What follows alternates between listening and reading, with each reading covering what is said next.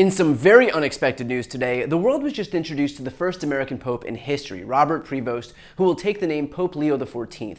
Trump, for his part, wasted no time in welcoming the new Pope, writing on Truth Social, "Congratulations to Cardinal Robert Francis Prevost, who was just named Pope. It was such an honor to realize he is the first American Pope. What excitement and what a great honor for our country. I look forward to meeting Pope Leo XIV. It will be a very meaningful moment." He echoed those same sentiments here. Again, to have the Pope from the United States of America, that's a great honor. That's a great honor. Now, I'm not going to pretend that I'm a pro at predicting the future, but something tells me that these are probably the last kind words that are going to be shared between Trump and the new Pope. And that's because when you head on over to his Twitter account, well, let's just say that this Pope probably wasn't cheering on the January 6th insurrectionists. Here's the most recent post where he retweeted, "As Trump and Bukele use Oval to laugh at Fed's illicit deportation of a U.S. resident, once an undocumented Salvadorian himself, now DC Ox and Avilio asks, do you not see the suffering? Is your conscience not disturbed? How can you stay quiet?"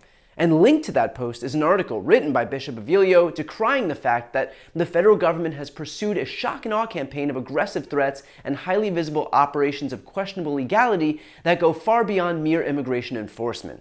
But that's just the beginning, because if you scroll down on that Twitter feed, you'll find a tweet that reads, "Pope Francis's letter, J.D. Vance's Ordo Amoris, and what the gospel asks all of us on immigration." And that post links to an article that ends, "The gospel does not offer a charter for how to legislate about immigration. It does offer a standard for how far we are to go to love our neighbor and a refusal to accept the limits we might be comfortable with on who our neighbors are.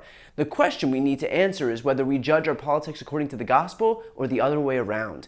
The next tweet after that, a direct shot at J.D. Vance. "J.D. Vance is wrong. Jesus doesn't ask us to rank our love for others." In fact, the new Pope's anti-Trump bend has been apparent for a decade. Back in 2015, 10 years ago, he tweeted a Washington Post op-ed written by Cardinal Dolan entitled, "Why Donald Trump's Anti-Immigrant Rhetoric is So Problematic." And that includes the paragraph, "I am not in the business of telling people what candidates they should support or who deserves their votes, but as a Catholic, I take seriously the Bible's teachings that we are to welcome the stranger, one of the most frequently mentioned moral imperatives in both the Old and New Testament." And of course, leave it to the party of the evangelicals when the literal Pope goes up against a convicted felon and serial sexual predator whose platform is that refugees should be sent to foreign gulags and that billionaires need a tax break to defend the latter. Megyn Kelly tweeted, "Is it too much to hope that some 20-year-old ran the new Pope's X account and he never looked at it?" Jack Posobiec tweeted, "Here is the new Pope attacking Trump."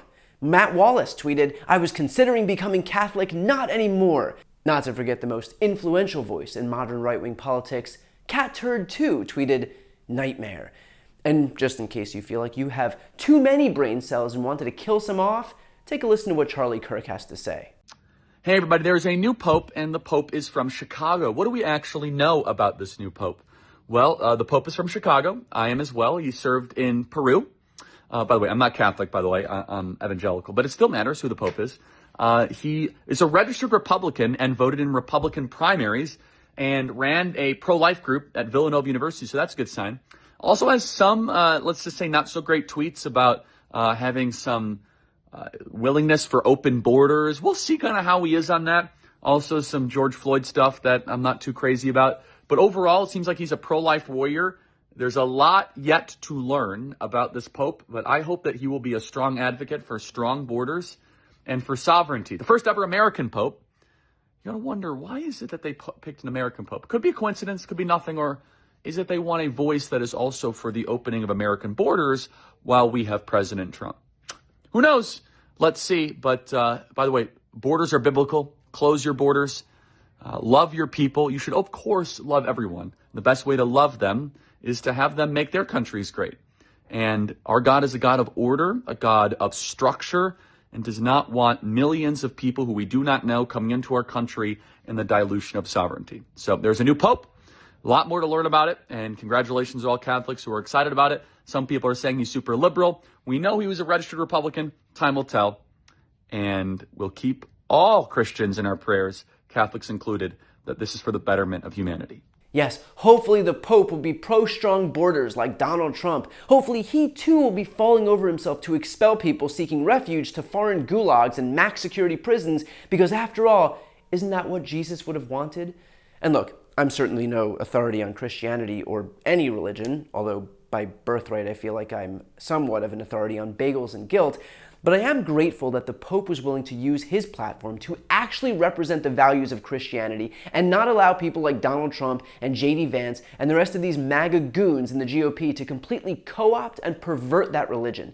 Somewhere along the line, these Republican politicians and operatives have made themselves the arbiters of what Christianity actually is and what it isn't. And surprise, surprise, they decided that all of their far-right political priorities were all validated by Jesus and the Bible. Convenient, huh?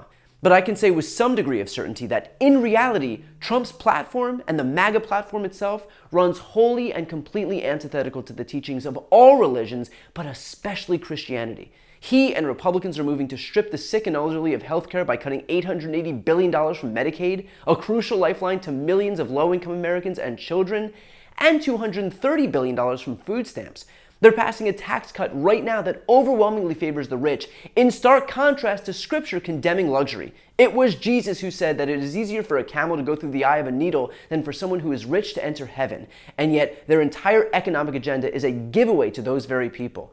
And just weeks ago, Donald Trump condemned Abrego Garcia with zero evidence and zero due process to a foreign prison in the country from which he sought refuge. I mean, come on, people. Jesus Christ himself was literally a refugee.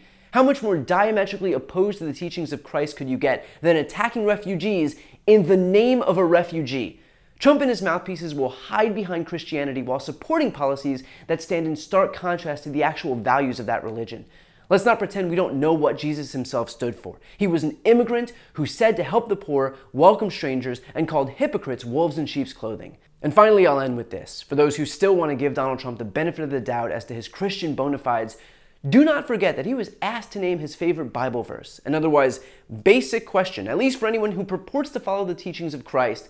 And here's what he had to say. I'm wondering what one or two of your most favored Bible verses are, well, and why. I wouldn't want to get into it because to me that's very personal. You know, when I talk about the Bible, it's very personal, so I don't want to get into verses. I don't want to get into... There's no verse that means a lot to you that you think about or cite? The Bible means a lot to me, but I don't want to get into specifics. Even to cite a verse that you like? No, I don't want to do that. Which brings me to my favorite Bible verse. Beware of false prophets, which come to you in sheep's clothing, but inwardly they are ravenous wolves.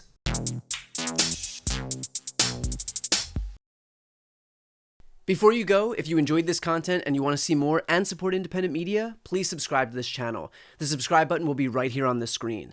But second, the reality is that we are now in a political environment where this administration can lean on any of the social media platforms to suppress certain voices if they don't like critical coverage. That means my longevity here is in the hands of a few tech billionaires who are already making it clear that they are willing to cater to this administration. To that end, signing up for my newsletter is a way for me to reach you directly if that ever becomes necessary. I'll put the link right here on the screen as well, so please sign up. It's free, but there's also an option to do a paid subscription if you'd like to support me and my team. I really appreciate it. Thanks so much for watching.